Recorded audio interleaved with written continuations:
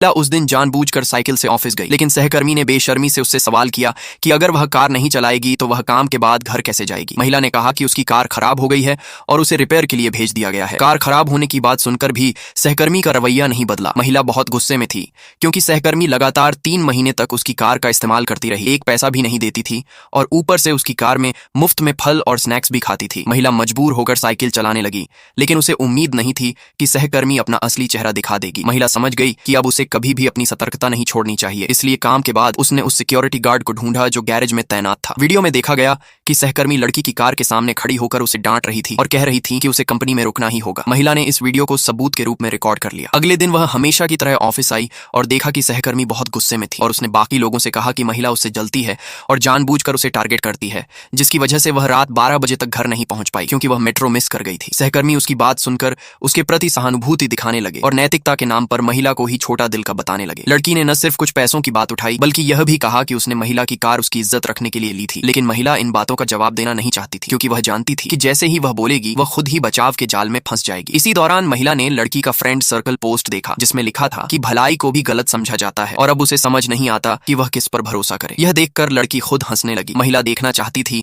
कि नई लड़की आगे क्या चाल चलेगी। कुछ दिनों तक नई लड़की ने स्थिति भांपने की कोशिश की, लेकिन महिला की तरफ से कोई प्रतिक्रिया नहीं मिली, जिससे वह बेचैन हो गई। एक दिन जब महिला दोपहर की मीटिंग की तैयारी कर रही थी, नई लड़की कॉफी का कप लेकर उसके पास आई। जैसे ही महिला मुड़ी, उसने जानबूझकर कॉफी उसके रिपोर्ट पर गिरा दी। फिर वह तुरंत माफी मांगने लगी, जिससे बाकी सहकर्मियों का ध्यान आकर्षित हो गया। सहकर्मियों ने मासूम दिख रही लड़की को देखकर महिला को समझाया कि वह बात को दिल पर न ले क्योंकि हर किसी से गलती हो जाती है। महिला ने कहा कि उसे कोई आपत्ति नहीं है, लेकिन यह रिपोर्ट बॉस को मीटिंग में इस्तेमाल करनी थी, इसलिए वह नई लड़की से कहेगी कि वह खुद बॉस को जाकर समझाए। उसने